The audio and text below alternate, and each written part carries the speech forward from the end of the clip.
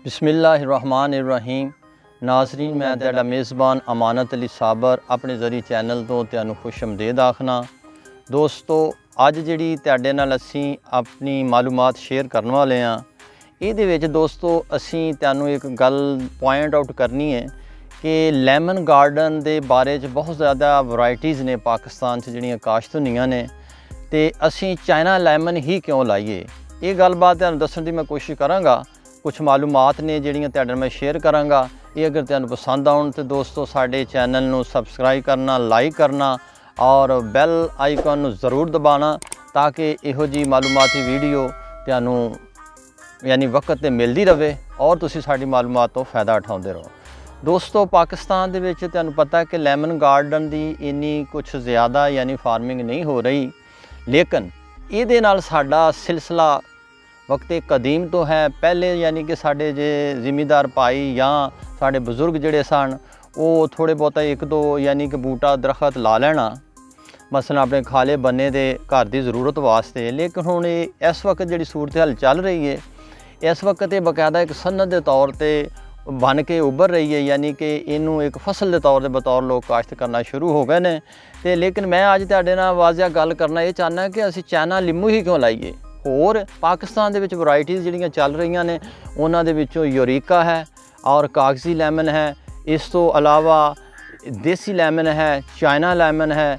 ये दोस्तों जिहड़े लैमन ने ये यानी कि वैराइटीज़ मुख्तलिफ लग रही ने, लेकिन असीं इस वक्त वीडियो दे विच ही तुहानू बार बार ये कह रहे हैं कि चाइना लैमन क्यों, असीं दूसरियां वैराइटियां क्यों नहीं ला लेंदे जिन्हां तो असीं ज़्यादा तो ज़्यादा पैदावार हासिल कर सके। दोस्तों, दसना मैं ये चाहना वा कि चाइना लैमन का एक पौधा सदाबहार पौधा है।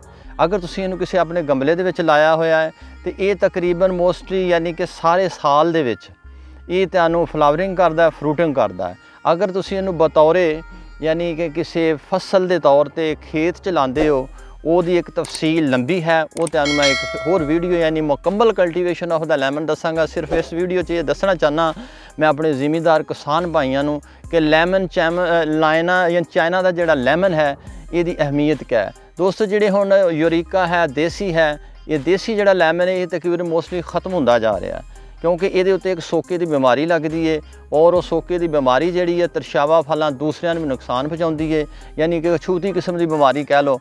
इस वजह तो उन्होंने ज़्यादातर गौरमेंट ऑफ पाकिस्तान ने भी ममनू करार दिता है। कुछ इलाकों च सिंध ज़्यादा काश्त होंदा, पंजाब च एडा देसी लैमन नहीं होंदा। इस तरह यूरिका, कागज़ी या दूसरे लैमन ने। लेकिन दोस्तों, मैं दसना ये चाहना कि ये जिहड़ा चाइना का लैमन है ये तकरीबन सारा साल फ्लावरिंग करता है। ये कुछ ऐसी इकसाम ने जिहड़ियां मसलन जिस तरह पैसे तुहानू मैं दस्सिया कि सदाबहार चाइना लैमन दे जिहड़े छोटे तुसीं पौधे गमलियां च लांदे हो, वो सारा साल ही फ्लावरिंग करते हैं और फ्रूटिंग करते हैं। दूसरी दोस्त हज़रात, एक दोस्त ने फ़ोन किया कि यानी कि मेरे जिहड़े बाग दियां यानी कि कलियां बन रही ने और झड़ जानियां ने, और उस तो अलावा यानी कि थोड़े छोटा फल जिहड़ा फ्रूट है वो भी यानी थल्ले गिर रहा। तीसरी चीज़ उन्होंने दसी जिहड़ी कि मेरे मैं यानी खाद यानी उन्होंने पा बैठा मार्च दे विच, ते इस तरीके ना उहदे कुछ बूटे जिहड़े उन्हां दे उत्ते जर्दी माइल हो गए। वो फिर गल होई। दोस्तों, मैं दसना चाहना इस चीज़ को घबराना नहीं चाहिए। ये चाइना लैमन जिहड़ा गार्डन है ये तकरीबन सारा साल फ्लावरिंग करता, दिसंबर तक इन फ्लावरिंग ये फुल आउंदे रहने ने, कुछ झड़ते रहने ने और कुछ उहदे ते कामयाब होंदे रहने ने। ये तकरीबन एक अंदाजे और तहकीक के मुताबिक एक लैमन गार्डन जिहड़ा ना चाइना का उहदे ते 2 लाख तक फुल लगदा और डिगदा, और उहदे च जो 1000-1500 या हद ज़्यादातर 2000 फुल जिहड़ा कामयाब फुल रहिंदा है, वो जिहड़ा तुहाडा फ्रूट के काबिल हुंदा है। ये फिर तुसीं देखना है कि ये मसलन उस बूटे की तुसीं यानी कि हिफाजत किस तरह करनी ताकि वो बर्डन पैना शाखां दे, वो सेहतमंद होना चाहिए बूटा। हुण असीं गल करने चाइना लैमन की। दोस्तों, इस वजह तो असीं इहनूं प्रैफर मैं कर रहा वां क्योंकि दूसरे बागां दे शौकीनों का बाग लै लो या माल्टे संतरे का होर कोई भी बाग लो, उहदे ते बहुत मेहनत करनी पैंदी है। ये सादा बूटे ने, इन्हां दे उत्ते इन्नी ज़्यादा तुहानूं मेहनत नहीं करनी पैंदी। प्रॉपर इन्हां दी 1-2 गोडियां हुंदियां ने और इन्हां दी तुसीं पानी यानी कि वक्त ना जिस वक्त बहुता पानी भी नहीं लाना, जिस वक्त यानी फुल्लां दे आउंदा है उदों ज़्यादा पानी नहीं इहनूं लाउणा, इस तरीके नाल नहीं तो फिर ज़्यादा फलार मार जाता है। और दूसरी चीज़ जिहड़ी इहदे विच है कि दूसरियां दी पैदावार बहुत घट हुंदी है। ये पौधा जिहड़ा 5 साल प्लस इस तो जिहड़ी उम्र का होएगा ना, ये पौधा ये 1.5 ਤੋਂ 2 मन इहदे ते तुहानूं जिहड़ी ना इहदा फ्रूट मिलेगा। साल बाद अगर तुसी इनू अच्छे तरीके नाल यानी इहदा ख्याल रखते हो और कुछ इस तो ये उत्ते कुछ बीमारियां होंदियां उहदी मैं एक अलहदा वीडियो बना रहा कि दोस्त हज़रात कुछ जिन्होंने सवाल किए ने उन्होंने वास्ते ताकि उन्होंने क्लैरिफाई हो जाए।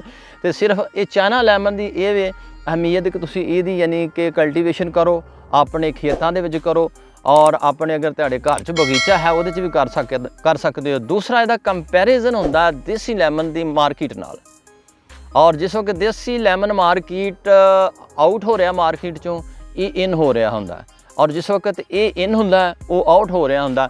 इस तरह तुसी इस डिफरेंस नूं जिहड़ा ना इस रेट अवेल करने वास्ते तुसी अपने पौधों तैयार करना। हुण दोस्त हज़रात नूं जिन्हां चाइना लेमन चाइना दे लिंबू लाए ने 12माशी नूं कहने असीं अपने इलाके दे विच इत्थे साडे हुण मुरब्बियां दी शक्ल च लगे ने तकरीबन जिस वक्त सीजन आउंदा और 2-3 गड्डियां यानी कि इत्थों निकलदियां ने। दूसरा यदि मार्केटिंग बारे थोड़ा जिहा घबराना नहीं, तुसीं ते छोटी मंडियां च इन्हां नूं वेचदे हो, मसलन फैसलाबाद वेच दिता, लाहौर वेच दिता, पिंडी गुजरांवाला पंजाब च ही ज़्यादा मेजर मार्केटां ने। इहदे अलावा कराची सिंध यानी कि उस तो बाद पेशावर कोयटा जिस वक्त सर्दियों का मौसम आ जाता है ये मार्केटां इस लेमन दी यानी कि उत्थे खपत हुंदी है क्योंकि अफगानिस्तान का बार्डर और उस तो अलावा ईरान का बार्डर जिस वक्त खुल जाते हैं ये लिंबू धड़ा तड़ यानी चाइना का लिंबू जड़ा उधर जाता है। इस वजह की डिमांड बढ़ जाती है। ये तुहानूं मैं सजैसट करांगा तुसी चाइना दे लेमन लाओ और इधर दूसरिया फसलों की निस्बत ज़्यादा यानी कि पैदावार कमाओ और ज़्यादा पैसा कमाओ। अज की मेरी वीडियो का सिर्फ मतलब तुहानूं सिर्फ ये दसना है कि चाइना लेमन दूसरे मसल यूरिका ये 500 तो 600 ये यानी कि दाने देने की हसीयत रखता। इस तरह दूसरे जिहड़ियां कागज़ी ने उन्हां दे उत्ते बहुत हमले होंदे ने मसलन बीमारियां दे यानी कि उहदे तेले का बहुत हमला होंदा।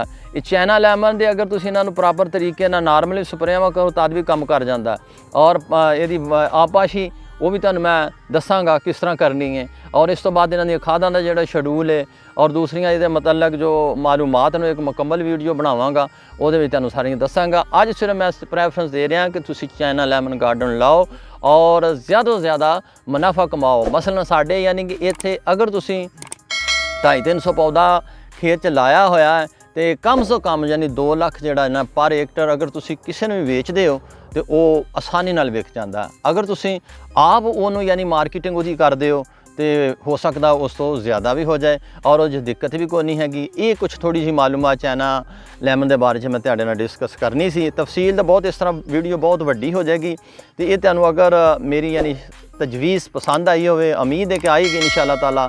ये तुसी करके भी देखोगे तो प्रैक्टिकली ज़िंदगी याद रखोगे कि यानी किसी ने सही मशवरा दिता सी तो चाइना लेमन की गार्डनिंग करो और इस तो ज़्यादा से ज़्यादा मुनाफा कमाओ। इन्हां गल्लां बातां नाल मैनूं इजाज़त दिओ। अल्लाह हाफिज़।